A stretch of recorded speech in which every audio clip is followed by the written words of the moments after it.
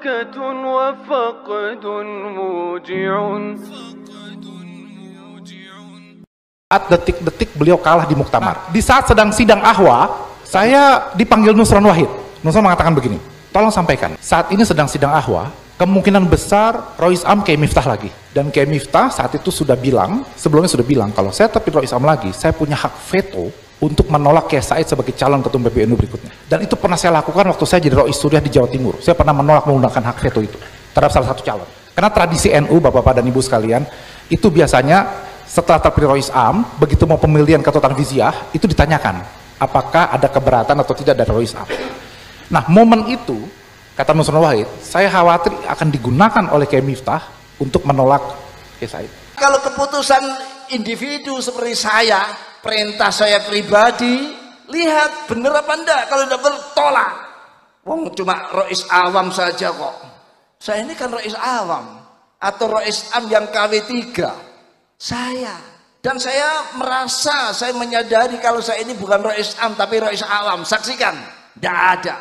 Selama ini saya tidak pernah gila jabatan. Kita harus akui bahwa hari ini adalah Rois Am yang terburuk yang pernah ada. Kemarin yang dibicarakan oleh Kiai Haji Miftahul Akhyar itu mewakili Robita Alawiyah, mewakili Habib-Habib persis. Rois Am PBNU, beliau menyatakan bahwa kelompok pembatal nasab dihukumi Khawarij, kelompok pembatal nasab dihukumi orang Wahabi ataupun Syiah. Wajah anak ini ada stempel setannya. Berarti anak ini cikal bakal perpecahan di dalam Islam. Dan anak ini sudah terkenal menjadi kelompok-kelompok Khawarij. Tanda-tanda itu ada. Penolakan kebenaran. Semua orang sedunia, mufti sedunia, kalau menfatwakan Ba'alawi itu sahih nasabnya, saya tetap menolak. Kata Nusron, saya dalam kali ini saya berbeda pilihan dengan Kiai Said, tapi saya tidak rela Kiai Said dipermalukan di forum muktamar ini ketika ditolak oleh Rois Am terpilih. Jadi gimana?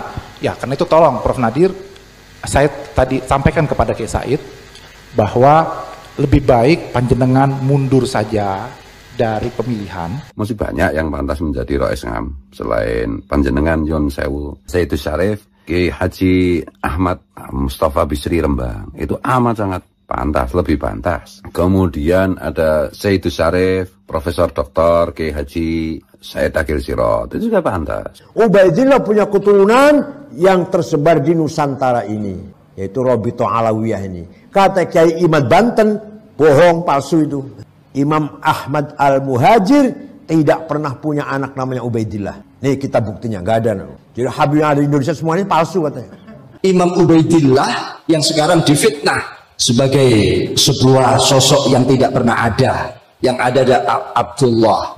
Ubaidillah adalah fiktif. Karena tawaduknya tidak mau disebut Abdullah, tidak mau karena padahal orangnya al-alim, al-bari, masya Allah. Ya. Tapi sekarang jadi bulan-bulanan di Indonesia. Dan dulu waktu saya pernah ngobrol dengan Gus Mus di Muktamar Jombang, kata Gus Mus, ini bolak-balik ya. Harusnya Said Agil Sirot itu Rois Am. Sayyidus Syarif, Profesor Dr. Kiai Haji Said Agil Sirot. Itu juga pantas. Sangat pantas. Jauh lebih pantas daripada Kiai Miftahul Akhyar. Dan jauh lebih diterima oleh Nahdien Kultural, Nahdien Struktural. Silakan dijawab tapi ilmiah. Silakan Imad dijawab tapi ilmiah. Jangan marah-marah, jangan. Ayo ilmiah, tunjukkan kalau Habib kita ini betul, benar. Tunjukkan kebenarannya dengan data fakta. DNA tidak perlu DNA lah, DNA. Lewong nasabe habaib dengan tes DNA. Tes DNA itu singgawi wong Eropa, wong Barat. Yang penuh dengan intrik-intrik, walaupun disebut ilmiah. Dengan data fakta. DNA tidak perlu DNA lah, DNA. Nah, kalau sekarang ribut-ribut silsilah Ba'alwi itu barang kuno. Ya gitu itu ya ndak usah diurus itu. Apalagi dites DNA segala macam ya. Mau cari DNA-nya Sang Janggontang itu dari mana? Mau cari DNA-nya Sang Janggontang itu dari mana? Helmi Faisal bisik kepada Kiai Said. Kemudian Helmi Faisal itu bilang, Kiai Said menggeleng dan mengatakan, ini bukan tentang saya. Saya kalah dan dipermalukan pun tidak mengapa. Ini ada sesuatu yang lebih besar, kita harus menjaga Nahdlatul Ulama. Yang mengaku keturunannya, mulutnya kotor, caci maki sana sini. Saya mengatakan, satu orang Habib yang bodoh lebih mulia daripada 70 kiai orang Jawa. Itu kan ngomong nggak benar itu. Dan Habaib itu mulia memang ada di Indonesia. Orang kalau sudah dengar Habib itu alim enggak pokoknya Habib. Apalagi jasanya ulama Yaman itu luar biasa kayak itu. Tanpa ulama Yaman kita mungkin tidak mengenal ilmu al-fiqih ya Syafi'i itu karena jasa-jasa besar dari para ulama Yaman. Yang bikin titik huruf Arab bukan orang Yaman, orang Persia. Namanya Abul Aswad Ad-Du'ali. Siapa namanya? Bukan orang Yaman, bukan orang Yaman. Abul Aswad Ad-Du'ali, orang Persia. Lah saya ngomong gitu tuh dianggap saya ini membelani Habaib. Apalagi ribut-ribut bab nasab. Sudah, Masya Allah. Mestinya wong ini sejak dulu dari para muassis, dari Syekh Nawawi Al-Bantani, dari Syekhona Khalil, dari Mbah Hasyim Asy'ari, itu dikelilingi para habaib. Gus Dur buta mata, buta hati. Rizik yang ngomong kayak gitu. Yang bikin buta mata tuh siapa? Gusti Allah. Yang maringi buta Gus Dur siapa? Kok tahu dia bahwa Gus Dur buta hati? Dari mana tahunya Gus Dur buta hati? Waktu Gus Dur di rumah sakit, baru operasi saraf, tiba-tiba Gus Dur ngendikan, mengko aku bakal jadi presiden. Masih Pak Harto ini, kita semua kaget. Itu Gus Dur tuh. Mana buta hatinya, mana buta hatinya? Memang matanya buta, tapi hatinya mana? Pada titik itu saya merasa, wah ikhlas betul beliau. Dan saya jadi ingat, sebelum muktamar, beliau sempat mengatakan, saya sebagai ketua PBNU, kata beliau, mungkin pernah melakukan kesalahan. Tetapi saya tidak pernah berniat menghancurkan atau merusak NU. Boleh sebagai pengurus PBNU melakukan kesalahan, tapi jangan pernah merusak NU. Kiai Miftahul Akhyar ini telah memicu perpecahan di tubuh NU itu sendiri dan juga umat Islam. Kenapa? Karena dengan ngototnya beliau membela Mbak Alawi dan menyebarkan framing buruk terhadap para pejuang, ini otomatis umat Islam jadi terbelah, organisasi anggotanya juga jadi terbelah. Ya mungkin karena Kiai Miftahul Akhyar juga kan terang-terangan karena berbagai macam alasan yang alasannya bukan alasan ini ya, menurut saya alasan yang pragmatis saja membela Habib Alwi kan. Kalau saya sih tidak ada masalah sampean kritik bahkan sampean bully sampean apa tidak ada masalah. Sampean suruh turun dari orang Islam sekarang saya turun. Tapi kan ada mekanismenya. Kalau memang Rais Kiai Miftahul Akhyar merasa dirinya Rais awam dan tidak gila jabatan, ya sudah saat ini juga jangan hanya omon-omon kan itu. Ya mengundurkan diri. Saya mendengar pernyataan-pernyataan dari Rais Am maupun pernyataan-pernyataan dari Ketua PBNU Gus Yahya, sesungguhnya kita telah keluar bahkan dari peradaban. Bahkan jangankan peradaban, fikih peradaban, bahkan dengan fikih yang kolot sekalipun, sesungguhnya kita telah keluar. Ya. Ngapunten Kiai Miftah, ngapunten. Dengan kalimat panjenengan yang langsung menghukumi pembatal nasab adalah Khawarij, Wahabi ataupun Syiah, ini semacam panjenengan itu kurang bisa menghormati khazanah keilmuan. Ulama dunia ditolak. Ini ilmu macam apa semacam ini? Bukan ajaran kita semacam itu. Dan nanti pada gilirannya masyayikh kita nanti digilir semua. Di belakang itu siapa? Wahabi dan sebagian daripada Syiah. Kita deg-degan menunggu siapa yang terpilih sebagai Rois Am. Nah, terus saya lihat Yeni Wahid masuk ke ruangan. Saya bicara sama Neng Yeni, saya bilang ini ada penting saya bicarakan. Terus gimana? Ya saya bilang ya tolong sekarang dekati Kiai Said, lobby untuk mundur. Karena kalau sebentar lagi terpilih Rois Amnya, Kiai Miftah akan terjadi hal yang tidak kita inginkan.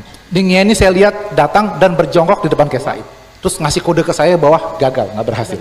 Nah karena saya pimpinan sidang, saya mendapat berita bahwa sudah terpilih Rois Am saat itu, meskipun belum diumumkan, yaitu Kiai Miftah lagi. Saya semakin gemeteran, wah kejadian lagi nih, saya bilang, berarti beneran bakal kejadian ini. Perintah saya pribadi, lihat bener apa enggak, kalau tidak bertolak. Lihat bener apa enggak, kalau tidak bertolak. Jadi pernyataan Kiai Miftahul Akhyar, beliau menyatakan sendiri bahwa beliau adalah Rais awam. Kalau keliru ya jangan diikuti. Nah soal Habib, soal nasab Habib yang palsu itu kan selama ini beliau dipersepsikan publik membela nasab palsu Habib. Maka sesuai perintahnya Kiai Miftahul Akhyar sendiri ya kita tolak. Kiai Miftahul Akhyar itu sudah sepuh menurut saya. Banyak yang menyarankan sebaiknya mundur saja. Kepada Yang Mulia Kiai Haji Miftahul Akhyar untuk bisa lentur, untuk lebih fleksibel, untuk lebih bisa menghaluskan kata maupun sikap terkait polemik nasab ini. Tapi dari situ saya belajar bahwa ternyata Kiai Said itu ikhlas. Jadi beliau bukan ambisi. Beliau merasa bahwa ada yang harus beliau perjuangkan saat itu. Nah, apakah sekarang kita melihat itu atau tidak? Wallahu a'lam bishawab. Jadi calon ketua umum itu saya bilang ke cabang-cabang, saya ngelamar kalau boleh sampean mau terima, saya ngelamar jadi ketua umum untuk mengerjakan pekerjaan ini. Saya sebutkan pekerjaannya. Jadi Yahya itu memang cari kerjaan. Cari kerjaan. Dia ada sifatnya yang berbeda 180 derajat dengan saya. Saya tidak suka kerjaan. Saya sempat mendeklar waktu di Haul Den Anyar kemarin bahwa beliau inilah pewaris dari Kiai Bisri, di mana penjaga keilmuan Nahdlatul Ulama itu dipegang oleh Buya Said saat ini. Jadi kalau kita bicara siapa kiai, siapa intelektual NU yang terpandang, dihormati dan ilmunya sundul langit, ya, saya kira satu nama yang pasti muncul di semua para kiai-kiai saat ini gitu. Waktu menjadi ketua PBNU, saya menjadi sangat akrab dengan beliau karena saya mengikuti jejak beliau dalam sedikit-sedikit nakal dan berani-berani dalam tulisan-tulisan saya gitu ya. Dan saya lihat bahwa beliau sangat ikhlas memimpin NU. Ini ada dua kisah yang mau saya ceritakan. Mohon maaf moderator kalau terlalu lama nih, tapi saya ada dua kisah penting yang saya ingin ceritakan. Yang pertama adalah waktu beliau jadi masih ketua umum PBNU, saya sowan ke kantor beliau ditemani oleh Sekjen PBNU sahabat saya Helmi Faisal. Kita ngobrol bertiga. Dan itu tim media NU Online itu merekam pembicaraan kami itu. Saya katakan begini Pak Kiai, kapan mau ke Australia lagi? Dulu sebelum jadi ketua PBNU sempat kami undang untuk safari Ramadan, terus hadir gitu ya. Sekarang sudah jadi ketua PBNU, kapan ini sibuk sekali waktunya? Terus beliau katakan, oh iya saya siap hadir. Kapan kira-kira waktunya? Saya bilang yang enak itu bulan September, Oktober, pas spring ya Bang Fahri. Tidak terlalu dingin, tidak terlalu panas. Terus mulai, kumat saya mulai muncul. Saya bilang, tapi kalau mau enak datangnya pas musim panas, musim summer Pak Kiai. Loh kenapa memangnya? Ya karena banyak yang pakai pakaian mini.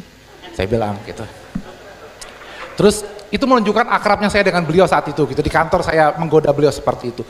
Terus beliau mengatakan gini, saya sudah pernah kan dulu ke Australia, ternyata perempuan Australia nggak cantik kok katanya. Saya pernah datang ke satu negara yang Tantan, saya lupa, Uzbekistan, Turkmenistan atau apa ya, Kazakhstan atau apa ya gitu. Itu dari mulai turun dari pesawat, ya, sebelum keluar airport sampai cleaning service airport saja cantik katanya. Begitu keluar cantik semua, itu cantik. Terus beliau saat ngomong gitu, saya langsung ngelihat kepada tim media itu yang masih merekam. Saya bilang, ini direkam. Jangan direkam, saya bilang. Ini bercanda kita yang direkam. Helmi Faisal juga langsung marah kepada anak buahnya. Hapus direkam. Tapi apa kata Kiai Said? Loh, kenapa dihapus? Yang saya katakan itu benar, memang di sana cantik semua, katanya. Saya kaget itu. Di mana sekarang itu orang ada pencitraan ya Bang Fahri ya. Semua itu pencitraan. Beliau itu betul-betul ikhlas memimpin PBNU, tidak peduli dengan pencitraan itu tadi. Ketika itu, kalaupun omongan itu viral, beliau tidak menganggap sesuatu yang salah, karena yang beliau katakan itu fakta. Gitu ya. Dan saat itu Bunyai nggak ada, gitu ya pernyataannya. Gitu ya. Kalau setelah ini Pak Kiai disuruh tidur di masjid ya saya minta maaf Pak Kiai kalau pulang ke rumah. Dan saya nggak tahu waktu kunjungan ke sana itu apakah Bunyai ikut apa enggak, gitu saya nggak tahu gitu ya. Oh ikut ya, ikut apa? Nah, yang kedua saya merasa beliau tuh juga ikhlas memimpin NU, tidak perlu pencitraan apa. Itu saat detik-detik beliau kalah di Muktamar. Ini jarang saya ceritakan Bang Fahri. Saya dengan Cak Mas Duki, dengan Prof Maskuri, Prof Nuh, Asroniam itu pimpinan sidang di Muktamar NU kemarin. Nah, di saat sedang sidang Ahwa saat itu di Unila ya, di gedung Unila saat itu. Saya dipanggil Nusron Wahid. Nusron mengatakan begini, Prof, saya tidak tahu sedekat apa Anda dengan Kiai Said. Saya bilang saya dekat, kenapa memangnya? Tolong sampaikan. Saat ini sedang sidang Ahwa, kemungkinan besar Rois Am Kiai Miftah lagi. Dan Kiai Miftah saat itu sudah bilang, sebelumnya sudah bilang, kalau saya terpilih Rois Am lagi, saya punya hak veto untuk menolak Kiai Said sebagai calon ketua PBNU berikutnya. Dan itu pernah saya lakukan waktu saya jadi Rois Suriah di Jawa Timur. Saya pernah menolak menggunakan hak veto itu terhadap salah satu calon. Karena tradisi NU, Bapak-Bapak dan Ibu sekalian, itu biasanya setelah terpilih Rois Am, begitu mau pemilihan ketua Tanfiziah, itu ditanyakan apakah ada keberatan atau tidak dari Rois Am. Nah, momen itu, ya, kata Nusron Wahid, saya khawatir akan digunakan oleh Kiai Miftah untuk menolak Kiai Said. Kata